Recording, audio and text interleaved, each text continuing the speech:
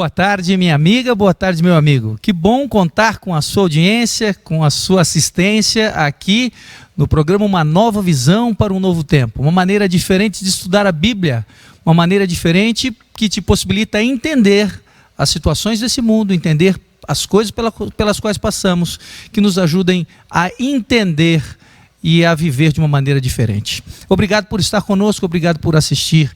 Se você gosta desse conteúdo, por favor, passe para frente, compartilhe, mande esse link para os seus amigos para que eles possam também ser beneficiados, que eles possam também conhecer o que você tem conhecido a cada semana aqui no nosso programa de estudos. Você acredita que chegamos à aula de número 11? Hoje o tema é Quem me salvará do mal? Você que está ligado aí no nosso YouTube, Nova Visão para Novo Tempo, ou no Facebook, Nova Visão para o Novo Tempo, obrigado. Obrigado que você possa aproveitar ao máximo esse conteúdo para crescimento pessoal, para crescimento espiritual, para conhecimento do verdadeiro personagem central da Palavra de Deus. A Bíblia apresenta-se muito clara como a verdade. A Bíblia é a verdade. Nós temos apresentado isso desde o início das nossas aulas, desde a aula lá número 1, o que é a verdade. E nós entendemos que a verdade é uma pessoa, a verdade é Deus encarnada em seu Filho Jesus. Ela foi apresentada na Bíblia, que é a verdade, que apresenta o caráter de Deus e revela a vontade de Deus para nós. Mas a Bíblia também apresenta um pouco da história desse mundo, e nós vimos isso nas aulas seguintes, como o mal chegou no mundo, como ele atinge a cada um de nós até hoje. Nós fazemos parte de uma batalha espiritual, de um conflito espiritual causado lá pelo inimigo de Deus, por Satanás, que é o príncipe desse mundo. E esse conflito nos abrange, nos toca, nos faz sofrer. Nós podemos entender um pouquinho do sofrimento e da onde ele vem. E na sequência do curso, na semana passada, nós tivemos uma aula, um intervalo na sequência de temas, e apresentamos um tema muito especial que eu sugiro a você, se não viu ainda, que volte lá. Aula número 10, a aula que apresenta o Santo Sudário, ou o Sudário de Turim. Uma aula muito curiosa, cheia de detalhes, cheia de características especiais deste que possivelmente é apresentado como o lençol que teria envolvido Jesus lá na tumba. Vai lá, assiste, passa para frente, você vai gostar disso. Falando nisso, a nossa equipe preparou uma playlist já das 10 primeiras aulas, já está num bloco só. Lá no canal do YouTube, Nova Visão para o Novo Tempo, você pode de uma vez só já maratonar. Que tal? Parar lá, dar um link e dar uma maratonada, rever o tema ou passar esse tema para alguém, você vai ser grandemente beneficiado e vai aprender bastante coisa com isso também. O que temos para hoje? Quem me salvará do mal? Depois de entender um pouquinho sobre o personagem do lençol lá, o lençol que envolveu Jesus, nós vamos começar a entender um pouquinho mais de Jesus. Nós apresentamos o mal, apresentamos o conflito, mas agora qual é a solução para esse mal? Qual é a solução para esse conflito? Essa solução tem um nome, essa solução é uma pessoa, essa solução é o Jesus Cristo, e ele veio aqui por amor de mim, por amor de você. Você conhece alguém que gosta muito de você? Pois é, você vai conhecer alguém que gosta mais ainda. Esse alguém que é louco por você, que é louco por mim e que faz de tudo para ficar pertinho de mim e de você. É disso que nós vamos estudar hoje, mas antes de abrir a palavra de Deus, nós vamos mais uma vez orar, pedir a presença de Deus, do Espírito Santo, para que esteja entre nós. Querido Deus, nós te louvamos e agradecemos por tua bondade, mas louvamos em especial pela revelação de Jesus, pela vinda de Jesus e pela salvação que temos nele. Ajuda-nos, Senhor, a entendermos a verdade que o Senhor tem apresentado para nós a cada dia. Ajuda-nos a divulgar essa verdade. Ajuda-nos mais do que isso a viver essa verdade na nossa vida. Usa o Armando mais uma vez, para que, usado por Ti, venha nos esclarecer, nos fazer entender um pouco mais da Tua palavra e do que o Senhor tem para nos ensinar hoje.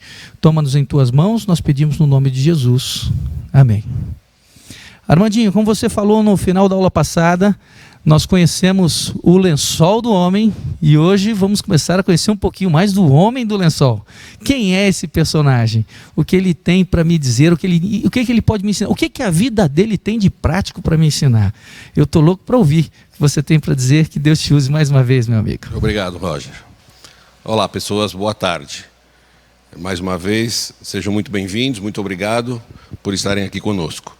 E como o Roger introduziu muito bem, nós temos construído aí uma cadeia de raciocínios, onde investigamos a origem do universo, da vida, a origem do mal, e hoje vamos definitivamente descobrir aqui na palavra de Deus como é que esse mal vai terminar e quem vai ser responsável por isso. Eu estou falando isso porque existem muitas pessoas queridas, cada uma tem uma ideia de como vai ser salva.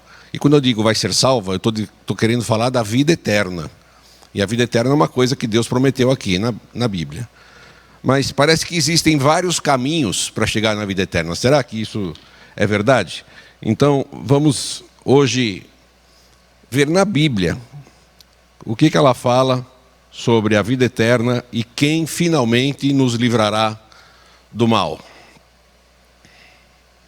Eu quero relembrar uma coisinha aqui. O Salmo 33, que diz assim: os céus por sua palavra se fizeram, e pelo sopro da sua boca o exército deles. Esse Deus é muito poderoso, que ele só falando criou tudo. E aqui tem um conselho para nós: tema ao Senhor toda a terra, temam-no todos os habitantes do mundo, pois ele falou e tudo se fez, ele ordenou e tudo passou a existir. Esse temer aqui não é ter medo, é respeitar. E nós vimos aí há 2 aulas atrás que o que está faltando nesse mundo é respeito a Deus, não é? Em Hebreus 11:3 também diz a mesma coisa: pela fé entendemos que os mundos, pela palavra de Deus, foram criados, de maneira que aquilo que se vê não foi feito do que é aparente. Também tem um problema aqui, e o problema é o seguinte: um camarada, uma criatura, quis ser criador. Eu subirei ao céu, acima das estrelas de Deus, exaltarei o meu trono. E interessante que a criatura quis ser criador, e o criador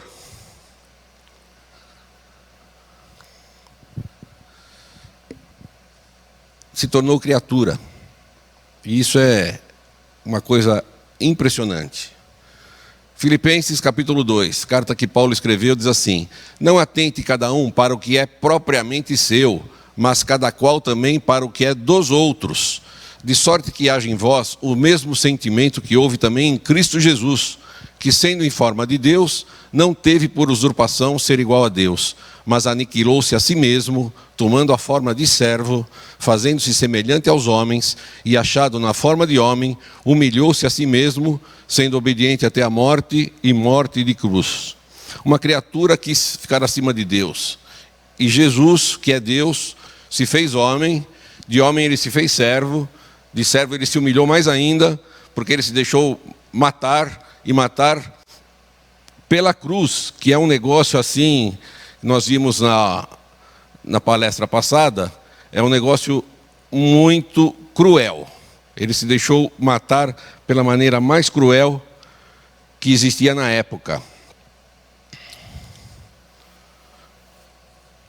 Eu quero lembrar aqui com vocês uma coisa, e aqui a coisa começa a ficar interessante. Eu gostaria de passar esse meu ponto de vista do que eu achei interessante para vocês. Diz a Bíblia que Deus fez o homem do pó da terra. Você sabe qual é a composição da terra? A composição da terra é a mesma composição do corpo humano. Você sabia disso? Se você não sabia, você vai ficar sabendo hoje. O pó da terra, assim como o corpo humano, são compostos de 68% de água, 18% de carbono, 6% de oxigênio puro, 3% de nitrogênio, 2% de cálcio, 1% de fósforo, 0,55% de magnésio, 0,35% de potássio, 0,25% de enxofre, 0,15% de cloro e também 0,15% de sódio. Cloreto de sódio forma o sal, 0,04% de ferro e traços de flúor, iodo, cobre e outros elementos. A terra é composta assim, e o corpo humano também. Porque o corpo humano foi feito da terra.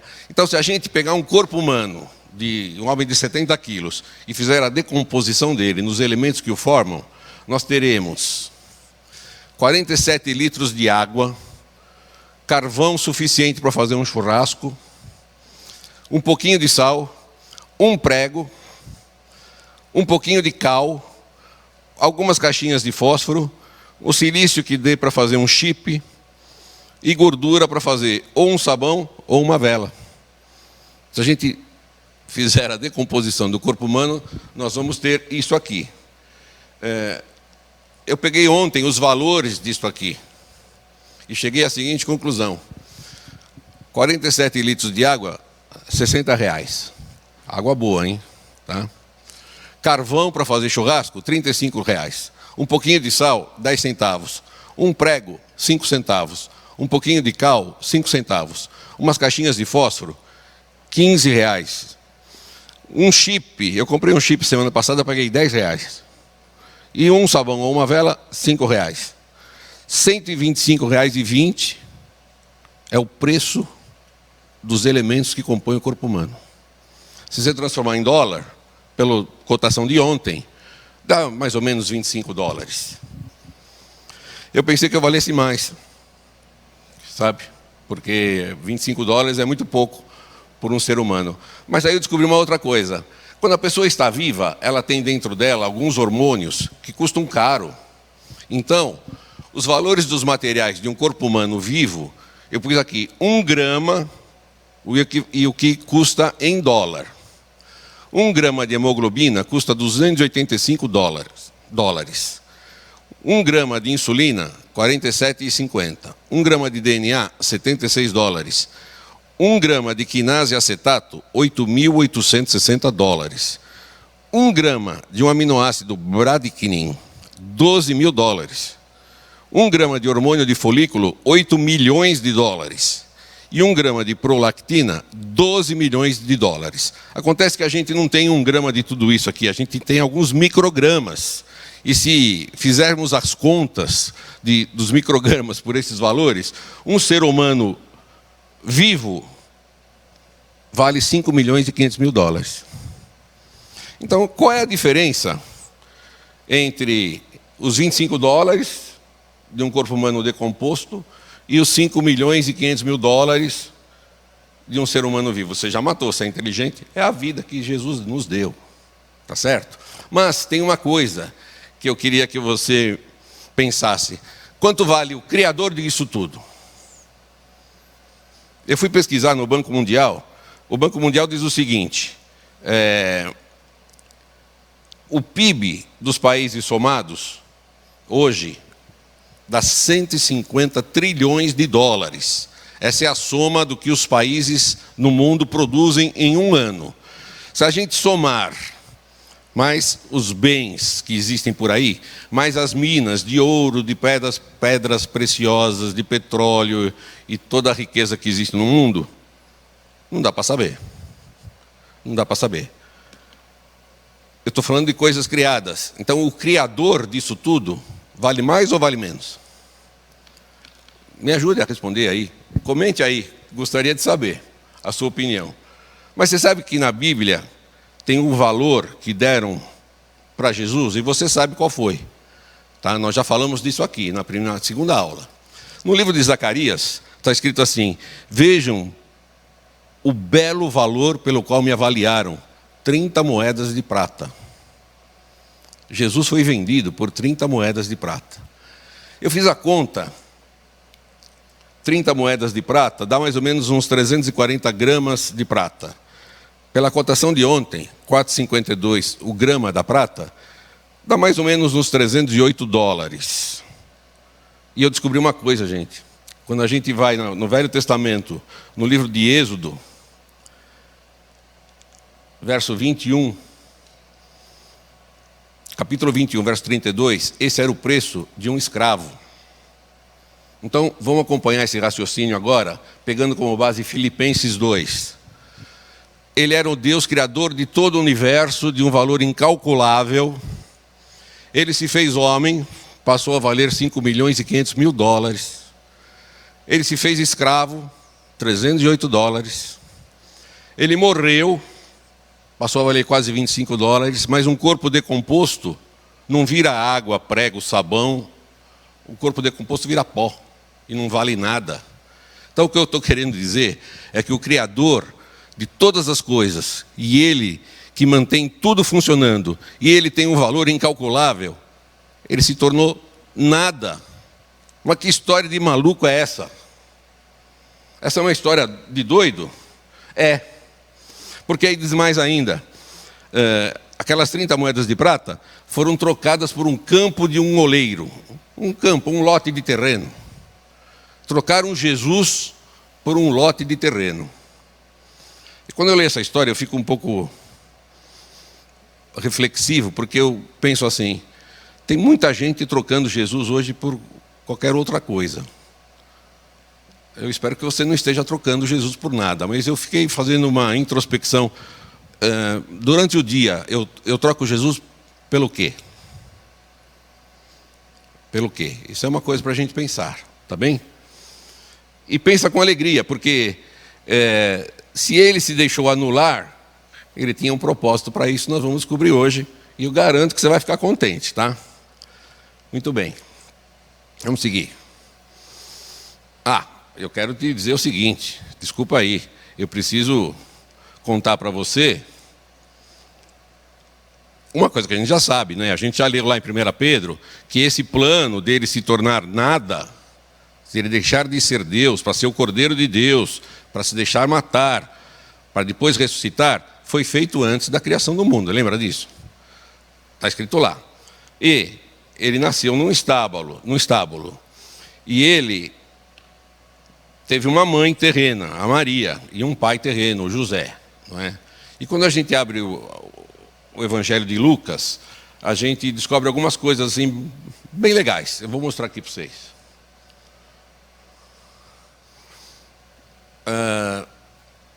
Capítulo 2 do Evangelho de João, tem uma frase da Maria, naquela festa onde Jesus foi, a festa de um casamento, faltou vinho, a Maria foi conversar com ele, vocês sabem da história, e ela deu um conselho àquelas pessoas da festa. Ela disse assim: façam tudo o que ele vos disser. Um conselho legal que a Maria deu. E eu vou dizer uma coisa para vocês, tem muita gente que segue uma parte do conselho, eles fazem alguma coisa do que Jesus falou, mas não fazem tudo. Mas quando a gente continua a ler aquela história, a gente lê assim: Jesus falou para aqueles servos encherem as talhas de água. E eles, diz assim, encheram completamente. Eles fizeram tudo o que Jesus falou. E você sabe o resultado, né? O vinho que apareceu era melhor que os outros. Então qual é a lição aqui? Fazer tudo o que Jesus falar, completamente, e ele vai fazer o melhor. Tá? Essa é a segunda lição que a gente tem para hoje. Eu quero mostrar para vocês o seguinte. Por que a gente tem que fazer tudo o que Jesus disse? Por um motivo muito simples. Ele disse assim: eu sou o caminho, a verdade e a vida. Gente, nós estamos falando aqui desde a primeira aula que o mundo está vivendo numa sociedade embaralhada, com verdade misturada com mentira. E Jesus está dizendo assim: eu sou o caminho, a verdade e a vida. E ele diz mais: ninguém vai ao Pai senão por mim.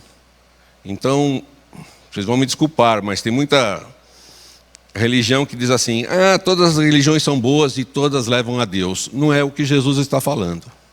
Jesus está falando assim: só eu levo a Deus. Então, se a gente quer ir a Deus, nós temos que seguir o conselho da Maria. Fazer tudo o que Jesus falou. Não é simples? É simples assim.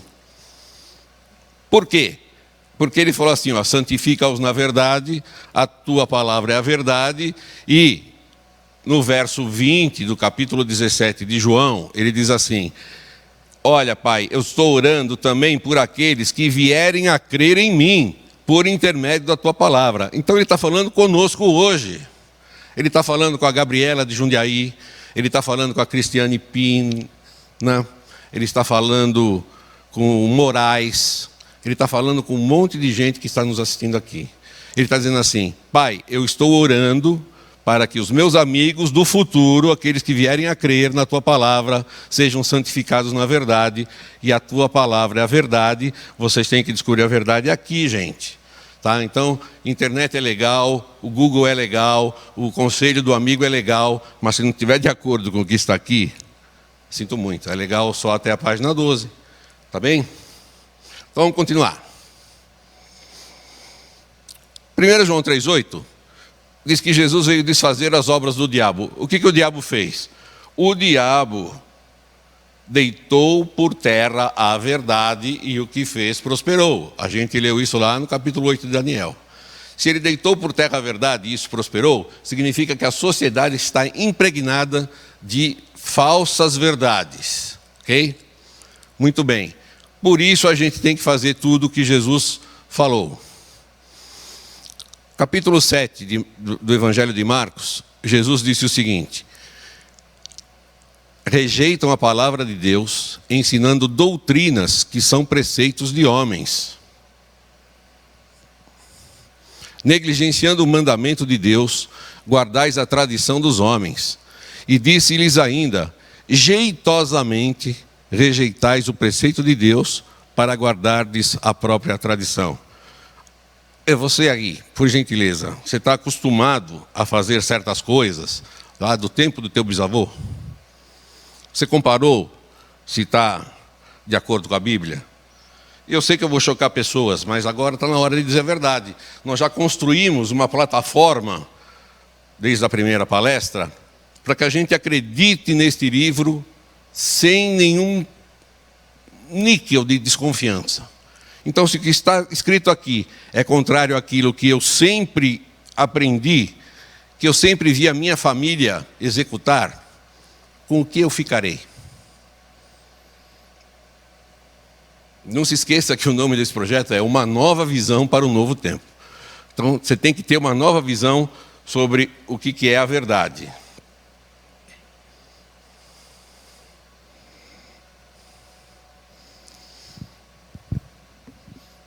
A mentira que o diabo espalhou é diferente da verdade que Jesus quer nos ensinar. Mas tem mais uma coisa que ele veio fazer. O diabo quis se exaltar. E Jesus disse o seguinte, no Evangelho de Marcos, no capítulo 10. Os governadores dos povos dominam, mas entre vós será o contrário. Quem quiser ser grande, será esse que vos sirva. E quem quiser ser o primeiro entre vós, será servo de todos. O mundo ensina aí que você tem que ser o cara. Você tem que ser o bacana, você pode, você brilha, você... E tem gente até que fala assim nas entrelinhas, mesmo que você tenha que pisar na cabeça de alguém para subir, pise. Porque o importante é você. Mas o que a gente leu aí nos versos anteriores? Tem em vocês o mesmo sentimento que houve em Jesus Cristo e pense um pouco nos outros. Não pense só em você. Tá? Então... Jesus veio, além de desfazer as mentiras, ele veio dizer assim, sirva os outros. Sirva os outros. Sabe por quê? Porque Jesus diz assim, eu não estou aí, você está. Você se diz cristão? Então mostre Cristo para os outros. Através do que você fala, através do que você faz. Esse é o recado. Agora nós estamos aprendendo qual é o significado da vida aqui. Nós já aprendemos que temos uma origem nobre. Esquece a origem das espécies. É a origem nobre das espécies. Deus nos criou. A gente já sabe qual vai ser o nosso fim. Deus vai vir nos buscar. E nesse meio tempo, a gente está aqui para mostrar Jesus para as pessoas. Descobriu aí o significado da tua vida? Que legal. Então vou dizer uma coisa para você. Eu tenho alguns amigos advogados. Eles são advogados cristãos? Não. Eles são cristãos que se tornaram advogados, porque Jesus precisava de representantes dele no meio dos advogados. Eu sou contador. Eu sou um contador cristão? Não. Eu sou um cristão que me tornei contador, porque Jesus precisava de um cristão no meio dos contadores. Eu não sei o que você é, mas você... não é isso cristão, você é um cristão que é isso, porque Jesus precisa de um representante dele no meio daí de onde você trabalha, de onde você estuda, de onde você mora. Percebeu? Que legal. É legal representar alguém importante? É muito legal. E representar Jesus, é legal? É muito legal, gente. É muito legal. E nós vamos continuar descobrindo como é que é legal isso daí. Jesus termina este verso dizendo assim: pois o próprio Filho do Homem não veio para ser servido, mas para servir e dar a sua vida em resgate por muitos. Ele veio dar a sua vida. Um plano de louco esse daí. Um Deus criador de tudo, que só falando tudo se fez, se faz criatura, vem servir, vem morrer.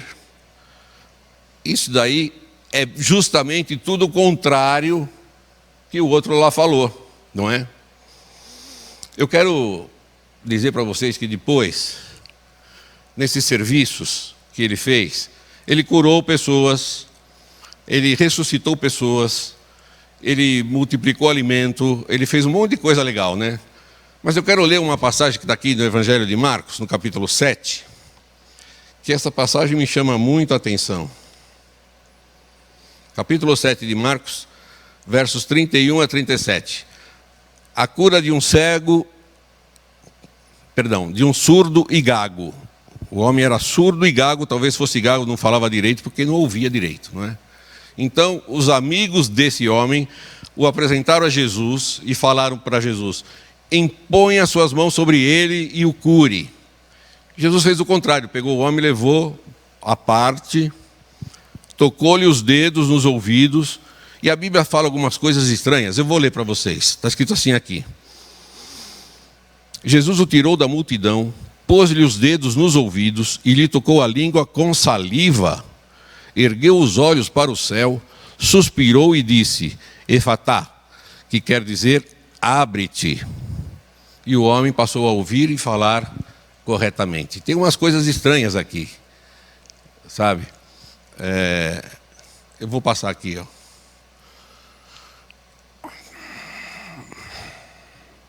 Umas coisas estranhas. Jesus tocou a língua do homem com saliva.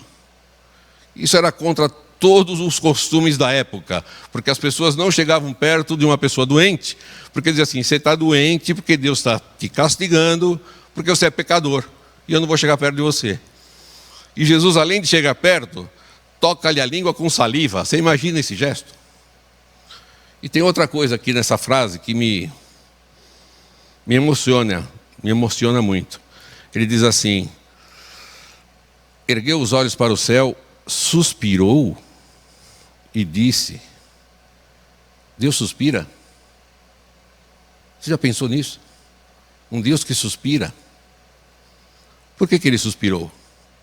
Ele suspirou porque ele estava pensando assim: meu amigo, você não nasceu para ser surdo, você não nasceu para ser cego, você não nasceu para ficar doente, você não nasceu para ser coxo, você não nasceu para sofrer, e eu vou consertar tudo isso.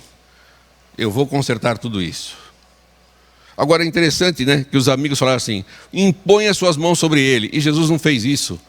Também tomei uma outra lição aqui, sabe, gente? Às vezes a gente quer que Jesus solucione os nossos problemas do nosso jeito, da nossa maneira. E Jesus fez do jeito dele, né? Levou o camarada para longe, tocou-lhe os dedos nos ouvidos, pôs-lhe saliva na língua e suspirou. Você está começando a perceber que Jesus é um pouco diferente do que a gente costuma pensar? Ele faz coisas loucas, e ele, através dessas coisas loucas, ele está dizendo assim: olha aqui, eu não vou fazer o que você espera, porque o que você espera é uma coisa normal. Eu não sou normal, eu sou sobrenatural. Então eu vou fazer o que você não imagina, porque eu quero te surpreender. E por que ele quer nos surpreender?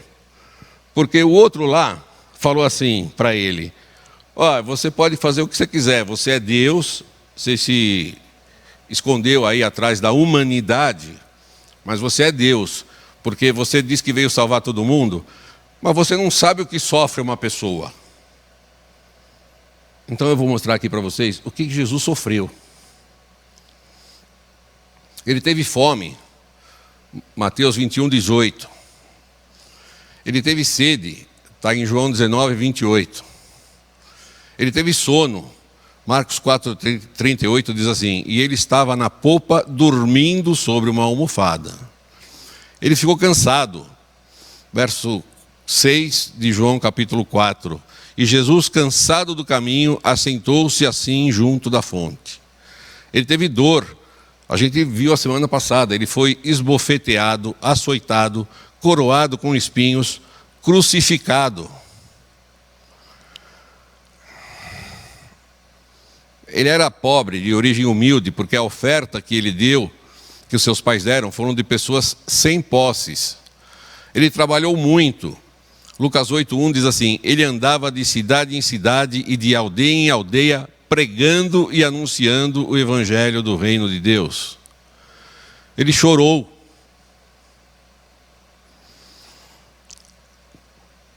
Ele sofreu tentações, Lucas 4, você sabe, ele foi tentado por Satanás. E sabe como é que ele respondeu a cada tentação que lhe foi apresentada? Ele respondeu dizendo assim: está escrito. Então você está falando bobagem aí, camarada, como você falou lá para Eva? E se ela tivesse respondido com está escrito, não tinha acontecido tudo o que aconteceu. Então você não quer ser enganado? Você tem que saber o que está escrito. E eu falo toda aula que tem que estudar esse livro aqui, tá certo? Sofreu preconceitos. Em João 1,46 está escrito assim: pode vir alguma coisa boa de Nazaré? E em conversa com os fariseus, conforme capítulo 8, verso 46 de João, disseram para ele: nós não somos bastardos. O que eles estão querendo dizer aqui para Jesus? Assim: ô, seu Jesus, a gente conhece a sua história assim. A sua mãe ficou grávida quando ela ainda era noiva. Você é um bastardo, nós não. Percebeu? Já sofreu bullying? Jesus também. Foi alvo de fofocas. João 7,12. Murmuram a respeito dele. É bom ou engana o povo? Tem uma gente aí fazendo fofoca. Ele foi mal interpretado. No capítulo 8 de João, versos 21 e 22, Jesus disse que ia se retirar. Pensaram que ele ia se suicidar. Ele está sofrendo muita pressão, ele não vai aguentar, ele vai se suicidar. Ele foi incompreendido. Marcos 3:21 diz assim: queriam prendê-lo porque diziam, está fora de si. Duvidaram dele. Mateus 13:58 está escrito assim: por causa da incredulidade deles. Ele foi desafiado. Em Mateus 22:35 está escrito assim: e um deles, intérprete da lei, experimentando, estou te desafiando, você é muito sabido, não é? Mas eu quero te desafiar porque eu vou fazer você errar, e quando você errar nós vamos te prender, porque você está falando aí contra a palavra de Deus, e Jesus nunca fez isso. Ele foi decepcionado. João 6,66 diz assim: muitos dos seus discípulos o abandonaram. Ele foi tratado com desprezo. Está escrito assim mesmo na Bíblia, Lucas 23:11. Mas Herodes tratou-o com desprezo. Foi odiado. Lucas 4:28. Todos na sinagoga, ouvindo essas coisas, se encheram de ira. Foi ridicularizado. Lucas 16:14. Os fariseus, que eram avarentos, o ridicularizavam.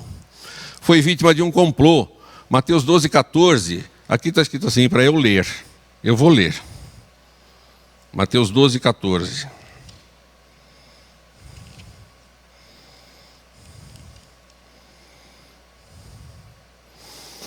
E os fariseus, tendo saído, formaram conselho contra ele para o matarem. É só isso que está escrito aqui. Temeu pela própria segurança, no verso 15, que é o verso seguinte, eu vou ler. Jesus, sabendo isso, retirou-se dali e acompanhou uma grande multidão de gente. E ele curou a todos. Procuravam matá-lo e ele curando as pessoas, servindo as pessoas. Foi vítima de tentativa de homicídio, temos lá Lucas 4, 29 e 30. Foi insultado, Marcos 15, 32, última parte diz: também os que com ele foram crucificados o insultavam. Eu vou dizer uma coisa para você. Ele foi injustiçado, porque o próprio Pôncio Pilatos falou que não via nele crime algum, mas mesmo assim ele foi executado. Ele foi zombado e espancado. Ele foi cuspido, Mateus 27:30 diz assim: e cuspindo nele, tomaram o caniço e davam-lhe com ele na cabeça. Vou perguntar para você, o que doeu mais, hein? A paulada na cabeça ou a cuspida? Foi traído, negado, abandonado. Marcos 14:50 diz: então, deixando, todos fugiram. Vocês estão acreditando que nós estamos falando do Criador? Essa história não é uma história de louco? Fala para mim.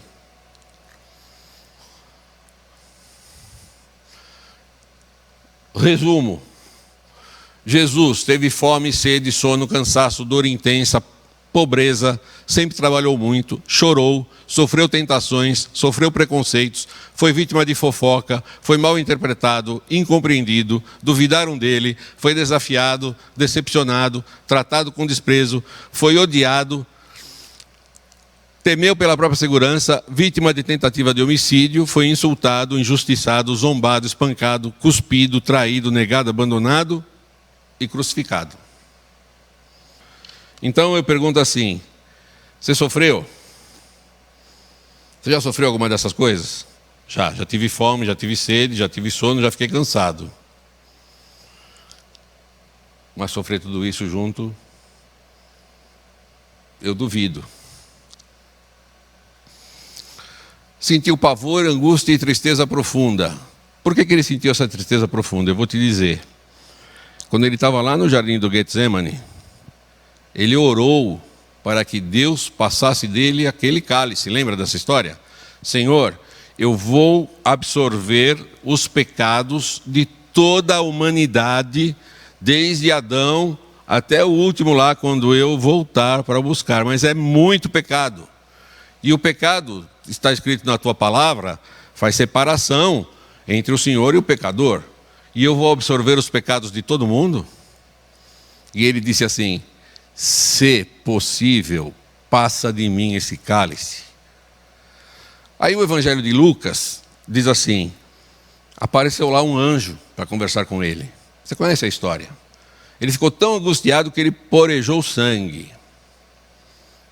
E o anjo falou para ele: sabe, Jesus, é o seguinte, você está pensando que existe outra forma de salvação, mas se o senhor não morrer na cruz, o Armandinho não tem salvação. Se o senhor não morrer na cruz, as pessoas que estão assistindo esse projeto, A Nova Visão para um Novo Tempo, não têm salvação. E sabe qual foi a decisão de Jesus? Jesus preferiu morrer a voltar para o céu sem você. É incrível essa história. Eu nunca vi um amor tão grande. Sinceramente, eu nunca vi. Muito bem. Isso aqui nós vimos a semana passada. Ele ficou assim. O Criador do universo ficou assim. Para que a gente pudesse ter acesso à vida eterna. Agora a gente pode entender melhor aquele verso que está lá em Hebreus, capítulo 4, verso 15, que diz assim: porque não temos sumo sacerdote que não possa compadecer-se das nossas fraquezas, antes foi ele tentado em todas as coisas, a nossa semelhança, mas sem pecado. Então agora Satanás não pode dizer: o senhor não pode ser o salvador dele porque o senhor não sofreu como ele, o senhor não sabe o que eles passam. Ele sabe, por isso que ele pode ser o nosso salvador. E eu acho legal esses dois versos do capítulo 10 do Evangelho de João, onde Jesus diz assim: eu estou aqui para dar a minha vida espontaneamente. Sabe por quê? Porque eu amo essas pessoas.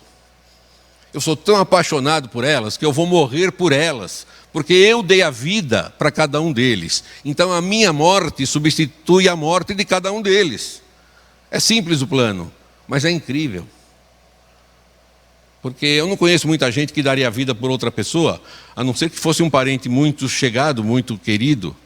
Mas dar a vida por bilhões de pessoas mentirosas, falsas, que o traem de vez em quando, mesmo que não queiram, durante o dia, a gente abandona Jesus. E na Bíblia está escrito isso. Não há justo nenhum sequer. Mas também está escrito assim: se você pecou, não tem problema, conversa com ele. Ele pagou lá na cruz. Percebeu o valor da cruz? Percebeu porque ele era Deus e se fez homem, se fez servo e se humilhou até por causa sua. Por causa sua. Quando ele estava lá na cruz e as pessoas passavam embaixo e falavam assim: se você é o Filho de Deus, desce daí. E ele era o Filho de Deus, ele podia descer. Sabe quem ele pensou? Ele pensou em você. Por isso ele não desceu de lá. Porque a morte dele substitui a nossa morte, a tua e a minha. Graças a Deus. Aí, Efésios 3,17 diz assim: vocês têm que conhecer o amor de Cristo, que excede todo o entendimento. Não dá para entender esse amor, gente. Não dá para entender. Um Deus apaixonado. Um Deus apaixonado por você, para que sejais tomados de toda a plenitude de Deus. Então agora você se reveste desse amor e trata as pessoas com amor.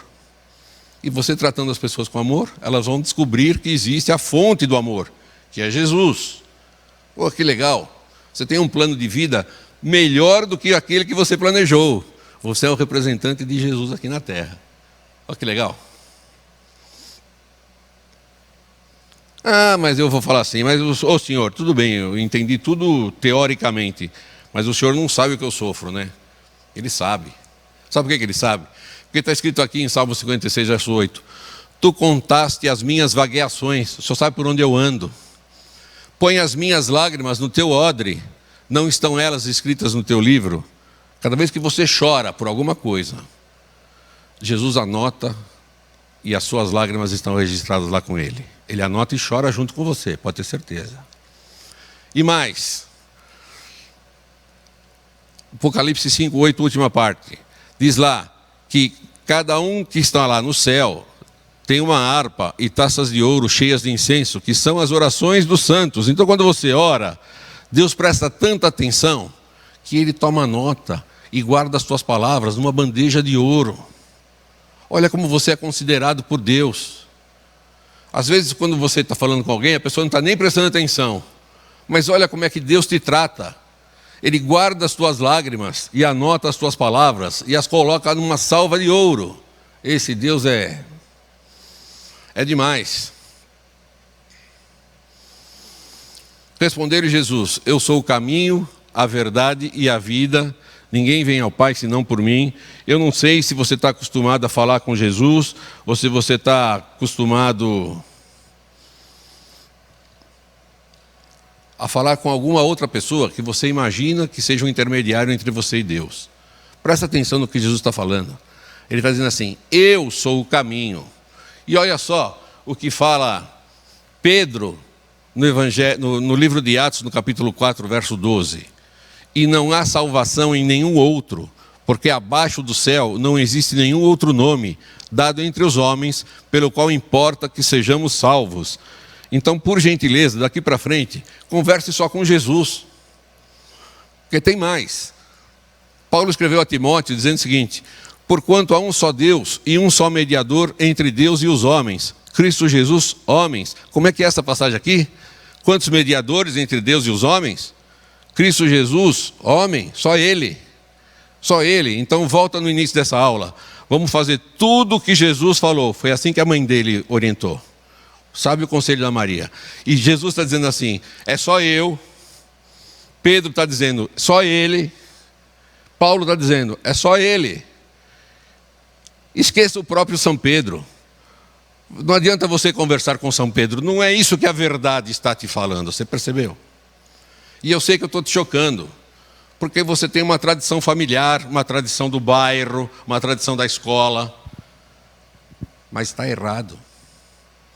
A verdade é que só Jesus te ouve, só Jesus te salva, só Jesus morreu por você, Jesus te criou. Jesus vai voltar para te buscar. É sempre Ele, do começo ao fim da Bíblia, só tem Ele. João 14, 13 e 15, Jesus diz assim: e tudo quanto pedirdes em meu nome, isso farei, a fim de que o Pai seja glorificado no Filho. Se me pedirdes alguma coisa em meu nome, eu o farei. Se me amais, guardareis os meus mandamentos. Para quem que você pede coisas? Desculpa, você faz promessa? Você sobe a escada de joelho? Você diz que você vai parar de comer isso por um tempo se Jesus... Desculpa. Aqui está dizendo assim: pede em meu nome, fale comigo, sou só eu sou o Salvador. E olha, ele vai voltar para te buscar, e não vai demorar. Só Jesus é o mediador entre Deus e os homens. Eu quero ler um verso aqui, que está no livro de Atos, no capítulo 20, e é o verso 28, e esse verso me emociona muito. Eu sei que eu me emocionei um pouco hoje, mas não dá para não se emocionar por um Deus apaixonado. E ele fala assim: olhai por vós e por todo o rebanho sobre o qual o Espírito Santo vos constituiu bispos, para apacentardes a igreja de Deus, que ele resgatou com seu próprio sangue. Deus derramou o seu sangue para que a gente fosse testemunhas dele e contasse isso para os outros. Apacentar o rebanho de Deus. Você tem que falar para os outros que só tem Jesus entre você e o paraíso. E quando ele voltar, ele vai te levar para lá. E lá vai ser legal. Sabe por quê? A gente estava falando aqui de valores. Qual é o valor que tem no planeta Terra? 150 trilhões de dólares. Sabe o que a Bíblia fala que tem lá no céu? Eu vou te dar uma aula sobre isso. Eu não, a Bíblia. Fala que as ruas são de ouro. Você vai pisar em ouro, meu. Olha que legal. Eu fico entusiasmado quando eu penso nisso. Eu fico pensando em Jesus falando assim: vinde benditos de meu Pai, entrai de posse do reino que vos está preparado desde a fundação do mundo. Meu plano é ficar com você, porque eu te amo. Eu te fiz, você se perdeu, humanidade, mas eu fui te comprar com o meu próprio sangue. Então a humanidade é de Jesus duas vezes, pela criação e pelo resgate que ele pagou. Pensa bem, gente, nisso tudo que foi falado hoje. O Deus Criador se transforma em quase nada por amor a você, por amor a mim. Apaixonado. Jesus morreu de amor por você, morreu apaixonado. Já ouviu falar da paixão de Cristo? Você viu aí as fotos do sudário que representam o que ele sofreu na paixão de Cristo. Sabe quem é a paixão de Cristo? A paixão de Cristo é você. Foi por você que ele morreu. E eu gostaria que você se apaixonasse por ele, do jeito que ele é apaixonado por você. Porque quando a gente se apaixona por alguém, a gente começa a falar para as outras pessoas desse alguém que a gente ama. Então fale de Jesus para os outros, tá? E não se esqueça, ele vem buscar os amigos dele. E amigos demandam relacionamento. E ele quer ter um relacionamento com você. Sabe por quanto tempo? Eternamente. Eternamente. Feche seus olhos, vamos orar. Pai querido, muito obrigado por esse plano de louco que está escrito aqui em 1 Coríntios, que Deus fez a sabedoria dos homens em nada, e a salvação em Cristo Jesus é uma loucura para aqueles que não acreditam. Mas para nós que acreditamos, Senhor, nós sabemos que logo, logo Ele vai nos buscar.